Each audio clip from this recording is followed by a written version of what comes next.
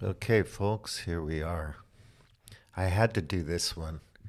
Uh, I really love this blog, Fictitious Capital. I'm circling it here. It's on Substack, and he had a piece today called The Decade of Rolling Polycrisis. And I talk about this a lot. And I started talking about it more back in 18 or 19.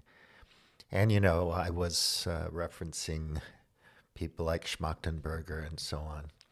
But if you've listened to anything I've talked about over the last 5 or 10 years, you know that this particular train of thought has been present intellectually and intuitively in me for a long time. So, a couple decades, but mostly since after 2008. And I mention this stuff all the time, and it's just nice to see so many really bright young people coming out and doing such a good job of formulating these ideas, organizing them, and presenting them clearly and concisely. It's really given me hope. I mean, I still think what we're facing is insane, but it gives me hope to know that people can think their way through all the madness. PBS put out this documentary about Trump today or yesterday. It's old news. It's been well digested for a long time. And the fact that the documentary exists isn't going to change anything structurally or systemically or ideologically or all the preconditions that led up to the January 6th thing and to Trump's woes. I mean, that's all woven into the fiber of everything. Any kind of trouble DJT gets into, it's because he can. It's because things are structured for people to break the rules in those kinds of ways and get away with it. He will skate. So anyway, fictitious capital, to understand what that means, you can look it up at the Marxist Encyclopedia of Marxism. Don't be afraid of Marx, okay? He's not the devil. I'm not a Marxist. I'm not a Democrat or a Republican or anything like that, because things are more complex and complicated. And I just can't label myself like that. And most of the labels now are so worn out and tired and meaningless that it'd be ridiculous to wear that hat, put on that logo. So fictitious capital is value in the form of credit, shares, debt, speculation, and various forms of paper money, above and beyond what can be realized in the form of commodities. So this is a good article on this. If the bank accepts 1 million from our retiree, but loans out 10 millions, each of those 10 millions has equal claim to the same value. This is how fictitious capital comes about.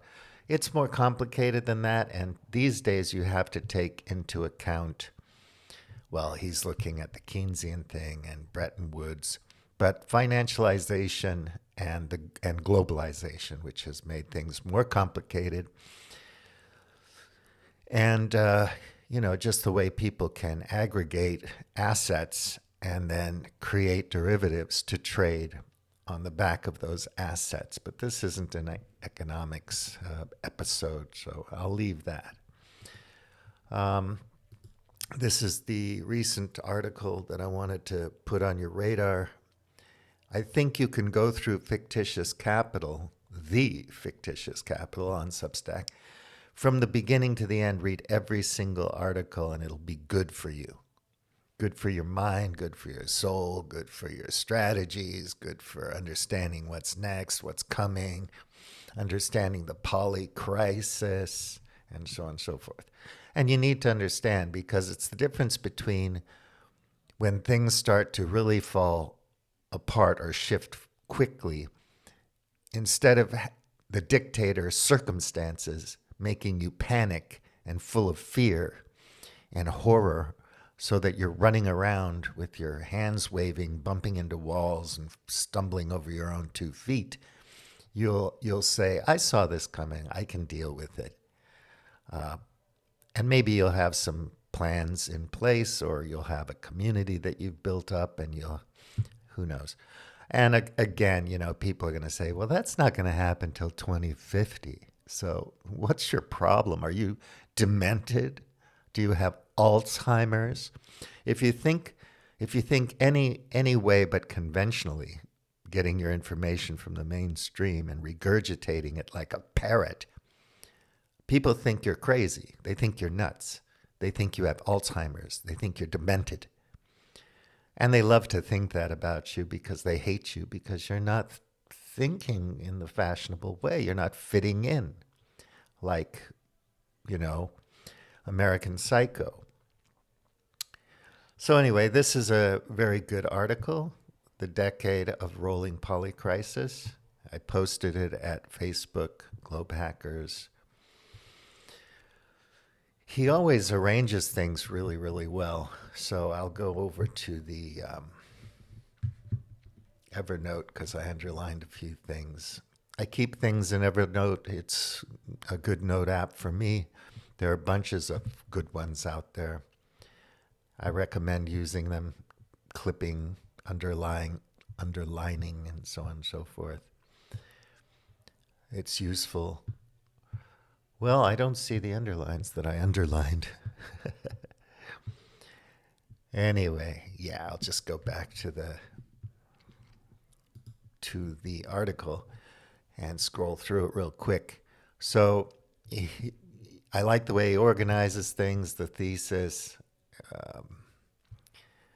He says pitchforks are coming out, talks about that.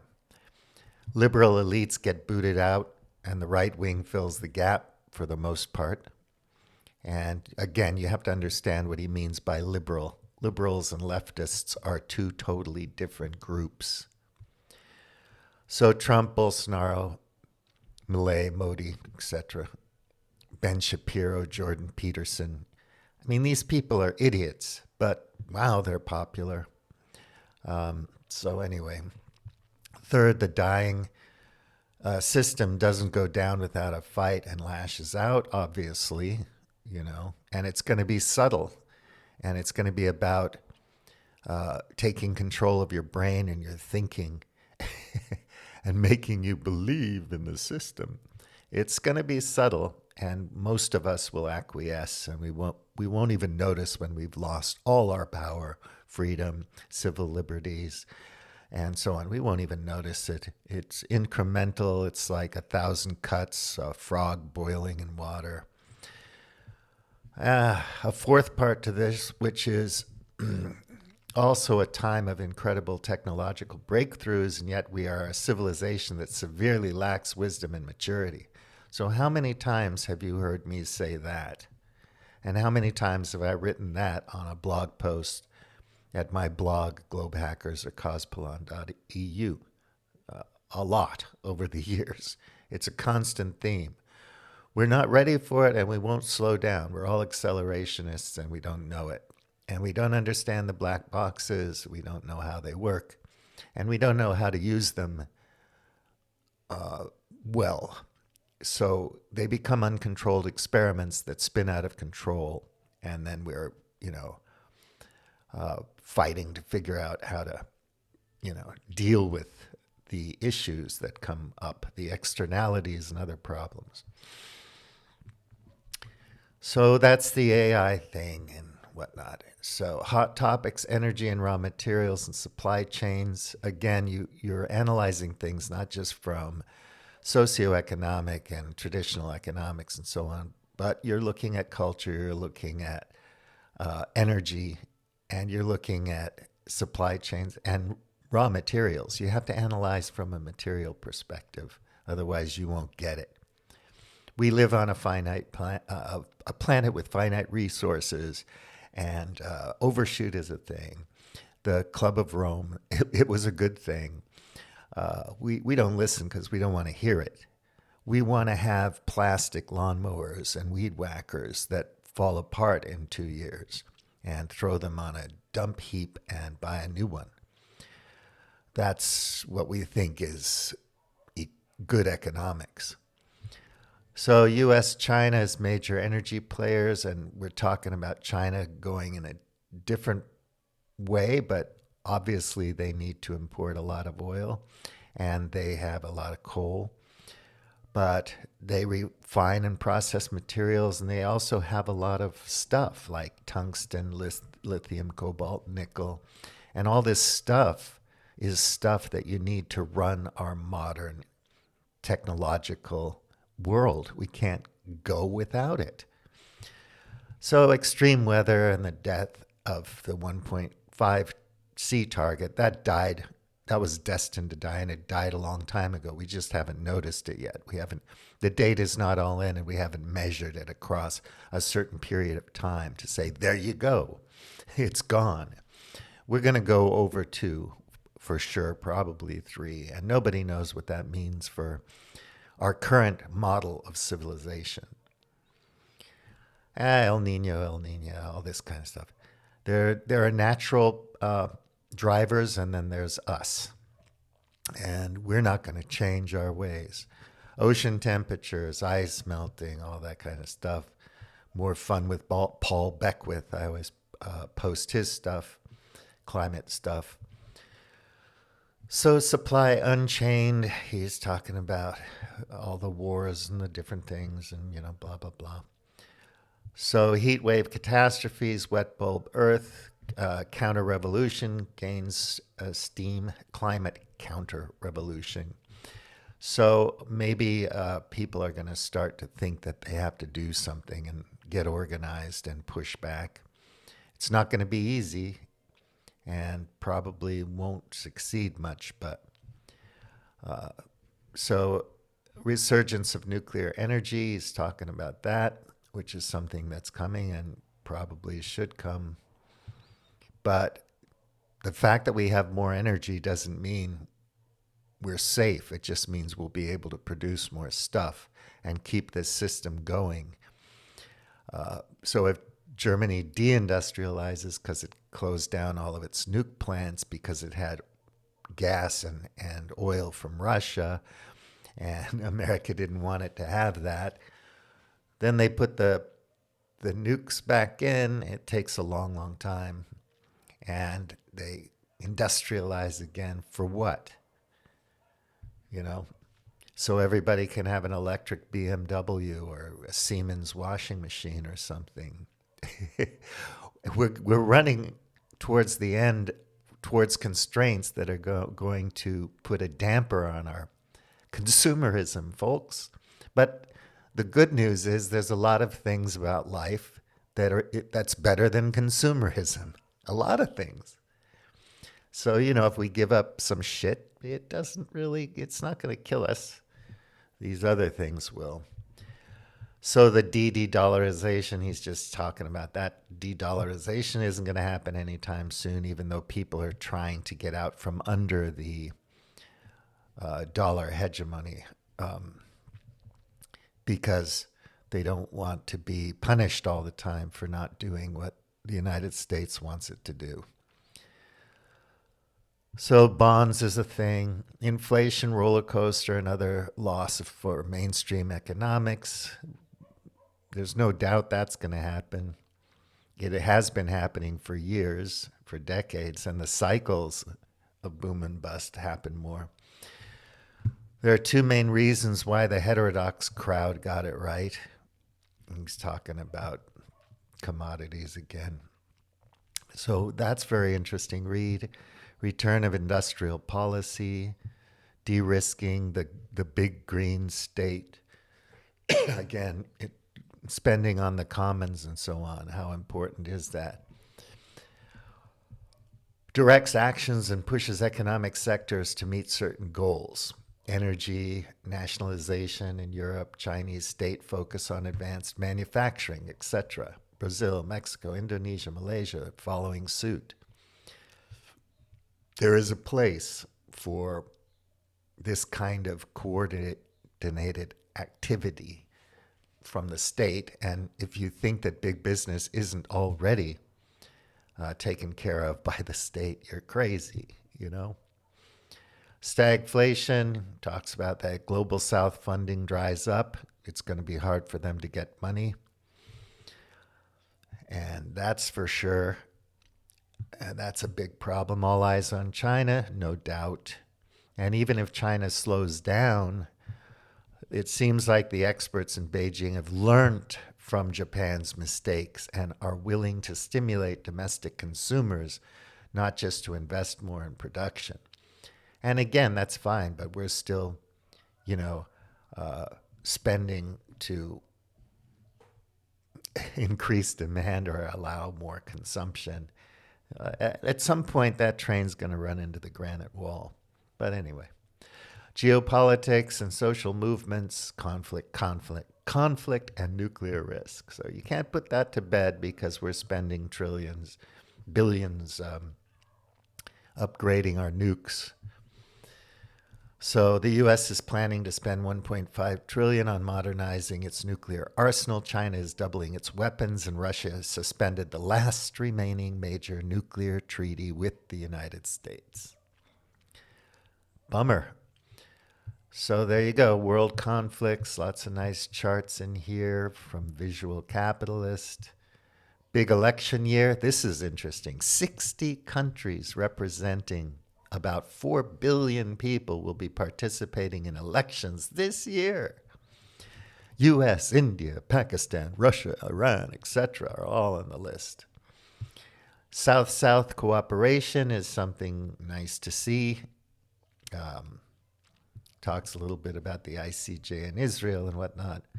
The BRICS thing is a thing. It's going to take a while because it's hard to coordinate across diverse nations. It's difficult to come together on things. Just because you identify as a bloc doesn't mean you're going to sort things out nicely with one another. It's difficult to collaborate. So the BRICS, the Global South, are not monolithic entities, and hence expecting serious joint efforts from them is futile. So the biggest risks, he's talking about Germany, Japan, Pakistan, blah, blah, blah. Global South with Brazil as one of the focus. So resources, and these resources, they're all on my website and have been for years. And I've been complaining about Harari and Diamond and Pinker for years. You hear me say all the time, if you're a Pinkerian apologist for the mainstream, right, status quo, and Yuval, I mean, these popular folks, I mean, so he's just saying, don't read this shit. And don't follow Tom Friedman. And don't watch CNN, MSNBC, BBC. And I say that all the time. If you do, you're tragically wasting your time. So there's a serious need to explore 3 types of thinkers: heterodox thinkers, historians, and people who write theory, because that is the deeper layer of understanding that we need to first unlearn and relearn: basic ideology. And I've said this, I mention this every time I talk, this kind of thing. So I'm so thrilled to see some young guy here organizing things so beautifully so that I can share it with you. And maybe you won't think I'm insane or, you know, a nutcase or have Alzheimer's or something because I slur my words because of my dental work. That's my excuse. It's not the wine, folks. I don't drink every day. Not even close. So the Fab Five economists, which I could not agree more, these women, I constantly share their stuff. All their books are on my book page. They're excellent. So Stephanie Kelton, Mariana Mazzucato, Kate Raworth with the donut economic thing, Claudia Sham, and Isabella Weber. Maybe I pronounced their names wrong, but I follow these women. And yeah, read them. Don't read the other garbage. So, The Economic Consequences of Peace, which is a book. Again, I really do highly recommend you read this. Some of these old books, and perspectives are just as valid today as they ever were. So, this was written up during the lead up of World War II, and you saw me sharing stuff by Simone Weil and all that before that was lead up to World War II, and just how prescient and aware they are of the crux of the problems that we constantly face cyclically over time. And they're still, you know, valid today, Hannah Arendt and so on. Big history, mainstream books like Sapiens,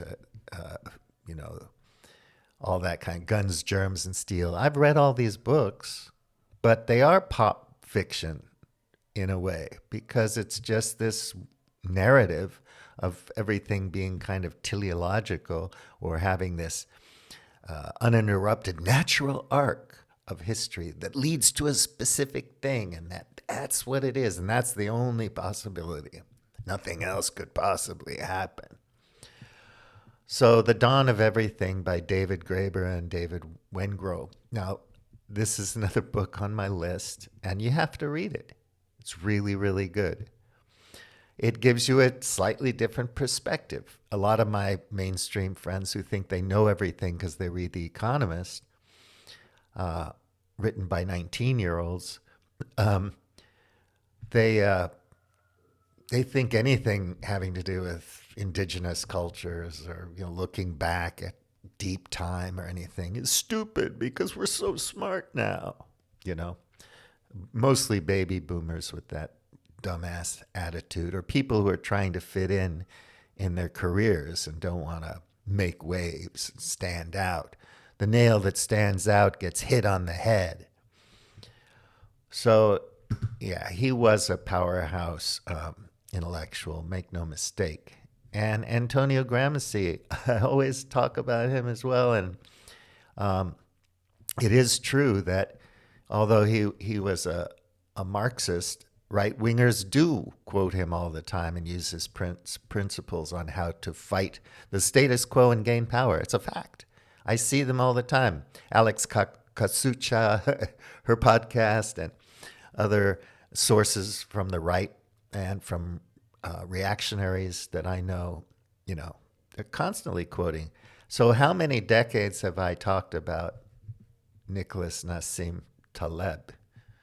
And of course, I have all of his books. Big deal. So what? Virtue signaling.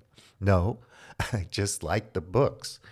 I started reading them in 2004, I think. Well, the first one was The Black Swan, but I read Fooled by Randomness and everything else. And I love it. It just gives you a different way of thinking. So we may live in an information age, but as Taleb shows, that just puts us more at risk at a false sense of understanding. Yes, the fire hose, discernment, critical thinking, that's all I ever talk about. But I'm a lunatic. I'm a weirdo. I can't help sharing this stuff.